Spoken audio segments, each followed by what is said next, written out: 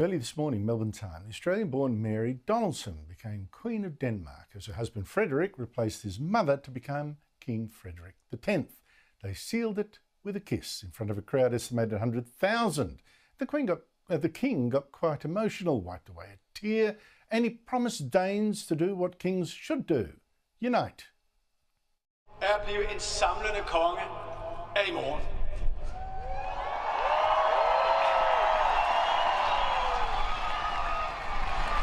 Det er en opgave, jeg har nærmet mig hele mit liv. Det er et ansvar, jeg tager på mig med respekt, stolthed og stor glæde.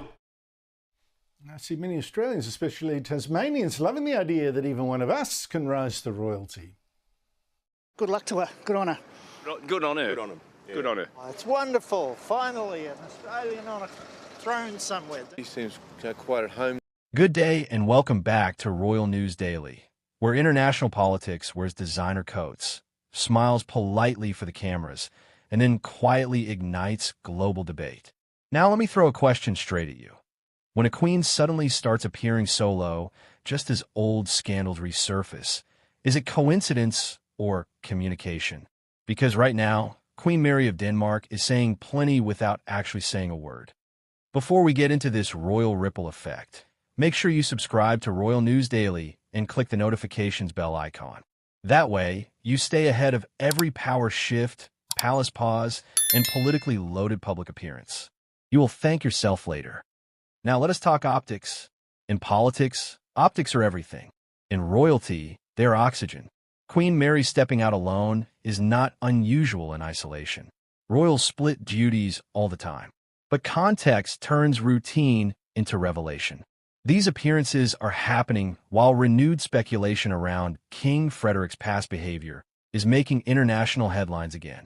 And suddenly, what would normally be a footnote becomes the headline itself. Think of it like an Australian Prime Minister attending a major summit without their treasurer during a budget blow-up. Officially normal. Politically fascinating. People start reading between the lines, even if the lines themselves say nothing at all. Queen Mary's solo engagements have been calm, polished, and deliberately unbothered. No visible tension, no dramatic gestures, just quiet authority. And that, in itself, is powerful. Australians understand this style instinctively. It is the political equivalent of smiling through question time while your opponents shout themselves hoarse. You do not need to raise your voice when the room is already listening. Of course, the rumor mill has gone into overdrive. Commentators are speculating about distance, division, and damage control. Social media has turned into a court of armchair body language experts, each convinced they have cracked the code. But here's the thing. Silence in monarchy is rarely weakness. More often, it is discipline. From a political perspective, Queen Mary's behavior fits a familiar playbook. When controversy swirls, you reinforce stability. You project continuity. You do not panic. That is crisis management 101, whether you are running a government department or a centuries-old institution. But let us not pretend this is only about image. Queen Mary is not just a supportive spouse. She is a central pillar of Denmark's modern monarchy. Her popularity consistently rivals, and sometimes surpasses, that of the king himself. For Australians, she represents something deeper. She is proof that global influence does not require birthright alone. It requires competence, empathy, and credibility, which is why her solo appearances matter. They reassure the public that the monarchy remains steady, regardless of gossip. They subtly shift focus away from scandal and back towards service. And they remind everyone watching that the institution is bigger than any single narrative. Now, let us zoom out. Why does this matter beyond Denmark? Because monarchy still plays a symbolic role in Australia's political identity.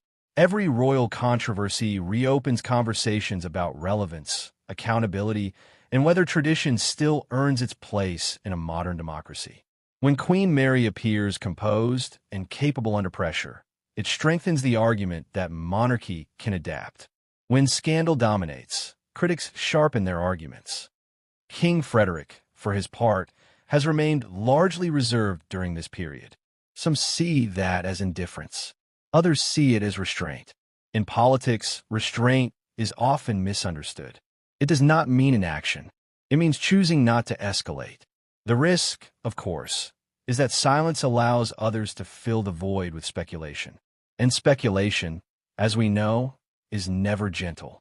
What makes this situation particularly intriguing is that it unfolds so soon into Frederick's reign. New leaders usually enjoy a honeymoon period. Instead, he is navigating scrutiny with the intensity of a midterm government facing an election year. That changes how every move is interpreted, including Queen Mary's presence or absence beside him. And yet, there is another way to read this entirely. What if these solo appearances are not a sign of trouble, but of trust? Trust that Queen Mary can stand independently. Trust that the monarchy no longer needs to present itself as a constant pair to signal unity. In modern institutions, independence is not division. It is strength. Australians will recognize this shift. Political leaders increasingly operate as teams rather than couples. Visibility is shared, responsibilities distributed. Perhaps the Danish monarchy is simply reflecting that evolution, albeit under the unforgiving glare of international media. Still, public reaction in Denmark has been telling. Shock, curiosity, and a fair bit of skepticism. People are watching closely, not because they expect collapse, but because they sense change. And change, especially within institutions built on tradition, always feels unsafe.